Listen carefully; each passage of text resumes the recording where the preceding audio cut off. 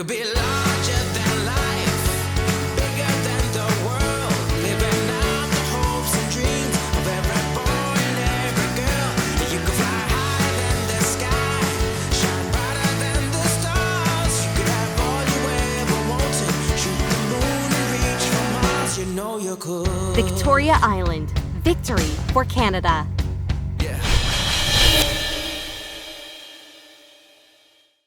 Okay, so welcome to our Next Big Thing podcast. My name is Perishko Gopal-Kissa, and then today joining me is activist and leader for the future of Hong Kong's democracy, Joshua Wong. Joshua, thank you so much again for joining me today. Thank you. No problem. Okay, so at the age of 15, I'm kind of thinking back, in your earlier protests as well, in your earlier life. At the age of 15, you organized a protest mobilizing at least 100,000 people, this being one of your earlier protests in your life as well. So as a 15-year-old, what were some of the thoughts going through your mind at the time? When I was at the age of 15, we realized how Beijing continued to erode on the future of Hong Kong, especially they wish to impose their brainwashing education school curriculum to silence the voice of a young generation. That's the reason for us to join the fight.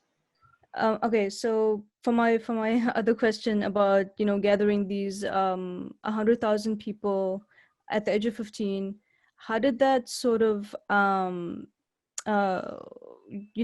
did that feel like a sense of accomplishment to you, seeing these people or this huge amount of people?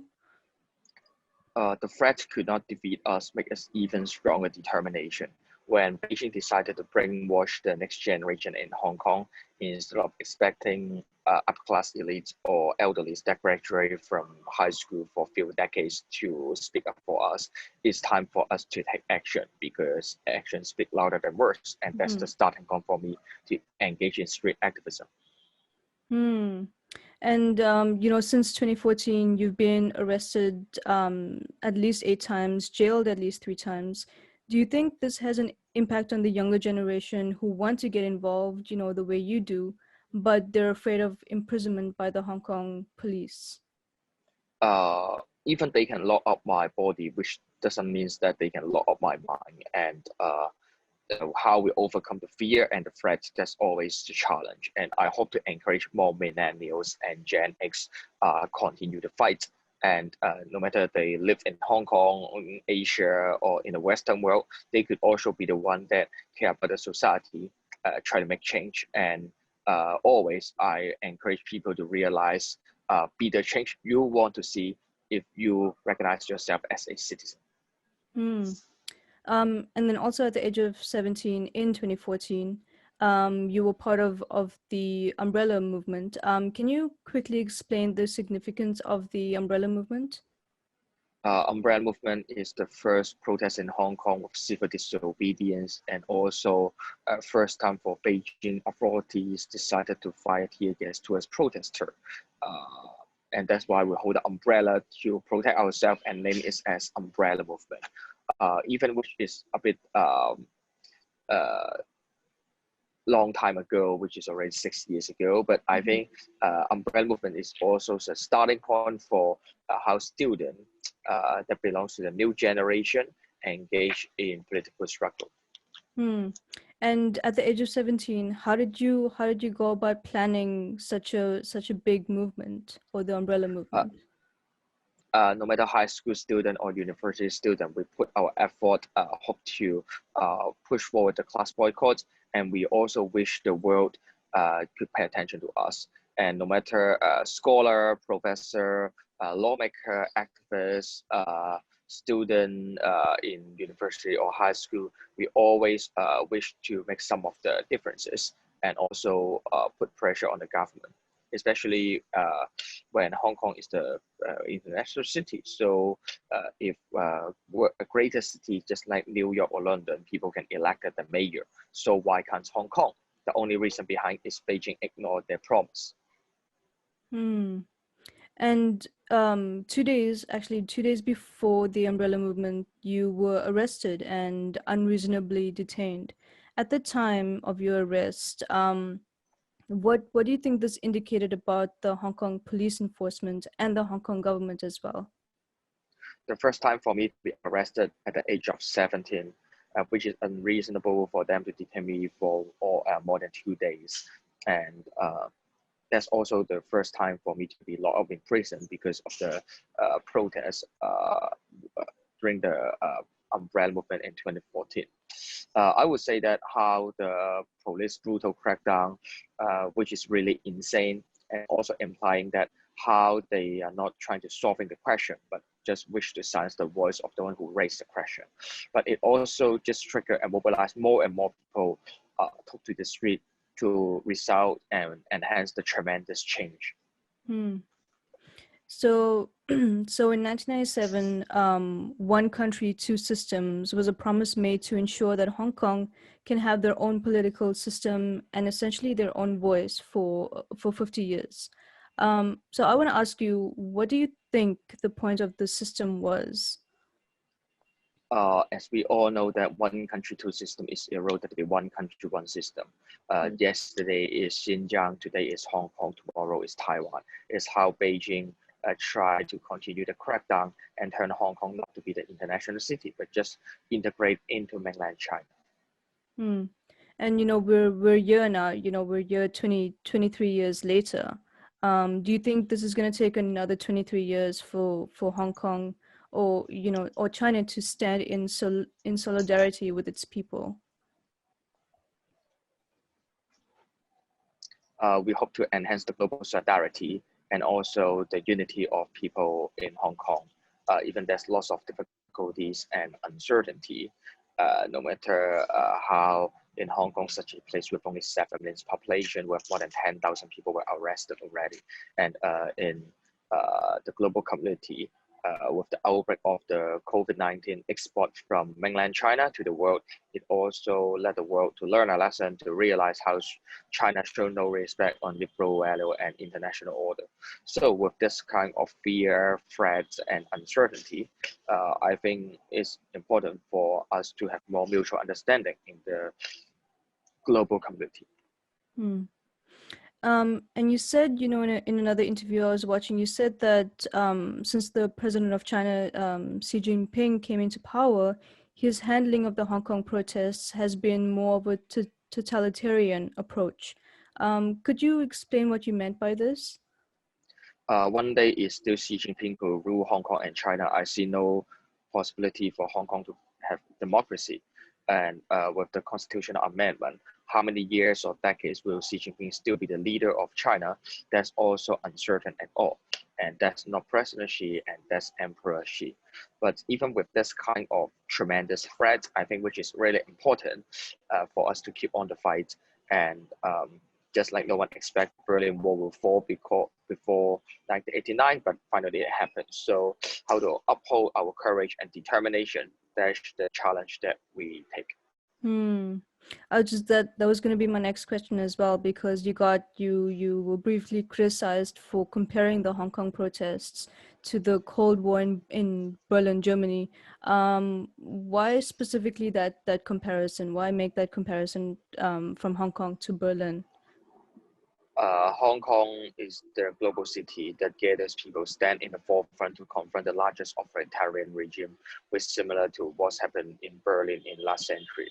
Some of the scholar or expert might describe Hong Kong as the new East Berlin or new West Berlin. But no matter which kind of analysis, I think it's important to let people to realize that under the tension of the Western world and China, no matter with the Belt and Road Initiative, the Xinjiang concentration camp, or the 5G state-owned enterprise Huawei technology discussion, how Hong Kong really take the unique role to let people to get attention to it. So, you've been an activist now for years, and you've also played a strong role in Hong Kong's politics and democracy as well. What do you say to people who say you don't have the typical experience, especially as a politician, to be involved in politics? What do you say to that? people might say that I'm not experienced enough, but with the primary election in the pro-democratic camp within the summer, I received the mandate of the people, and it already legitimized the public support on me. And I think for pro-democratic camp in Hong Kong, we obtained almost 80% of the supporting rates in the society. So Hong Kong people always gather the consensus to wish to ask for democracy and freedom and not being interferenced by Beijing. But now it's Beijing continue to silence our voice. So, it's clear that you're fighting for a free election. You want the Hong Kong government to allow Hong Kong people to vote and to have their own voice. I read in one of the comments actually that from a recent interview that you did, someone had said that you don't represent the whole of Hong Kong, but only a certain generation or only a small part of Hong Kong. How do you respond to that? What do you say to that? What we ask for is free election and to stop the police brutality and to end the political prosecution. And according to the survey conducted by the University of Hong Kong, and it already implying that we have the massive support for more than 70% of people to stand on our side. And on last November, during the district council election, 85% of the seats won by pro-democratic camp, which already implied that how Hong Kong people deserve democracy and how the silent majority stand on the side of fellow protesters. Do you think, from your standpoint, do you think there's a divide amongst the ideologies between the younger generation and the older generation of Hong Kong? I see the solidarity of old generation and young generation. No matter they belong to which age group, they are also going to stand on the side of protester and also upholding those universal values. And where do you stand? Where do you stand amongst the Hong Kong's demographic? Like where do you see yourself standing within the demographic? In Hong Kong, 6 years ago during the umbrella movement, we still assume that young generation support democracy and old generation keeps silence. But I think since the protest, 2 out of 7 million population took to the street on last summer within the same day to ask for democracy. And the youngest arrested person in Hong Kong at the age of 11, the oldest one at the age of 84. It already implied that no matter young generation or old generation, we stand as one, and also having a consensus instead of polarization. So, the Hong Kong election is postponed until next year because they were saying because of the COVID-19. So earlier this year, you said before the upcoming election, you said you hope to maximize public support and to enjoy another landslide victory again in the Legislative Council. Do you still stand by that, and why? I think it's unreasonable to postpone the election for more than a year just because of the excuse of the COVID-19 and how Hong Kong government take advantage from the outbreak of the coronavirus, which is crystal clear. But if elections still exist, no matter how of the political censorship, I believe the votes of people will already show that our protest votes recognizing and implying our voice and our determination. And with the postponing of the election, do you think this gives you more time to amplify your demands and to amplify your voice to continue fighting? With the landslide support and the consensus of Hong Kongers, I see no reason to postpone or cancel the election. And if they could use the excuse of COVID-19 to postpone the election for at least a year, in 2021, they could also use another excuse to postpone the election. So I will recognize as kind of de facto cancel of the election. And lastly, what do you think still needs to be changed within Hong Kong's democracy, and why? I hope Beijing could listen to the voice of the global community and Hong Kongers, how we keep on the fight and we deserve democracy. And I think for the civil society have been strengthened since last summer. And even Hong Kong now is under the humanitarian crisis and the nightmare. It seems that time is running out in Hong Kong already. But no matter how's the outcome, when Hong Kong is gather with our sense of belongings to the hometown, we will still keep on the fight. Well, Joshua Wong, I really want to thank you again for your time. I really appreciate you talking to me today, and I, we're watching for you, and we're watching for what's going on in Hong Kong. Thank you again for your time. I really appreciate you today. Thank you.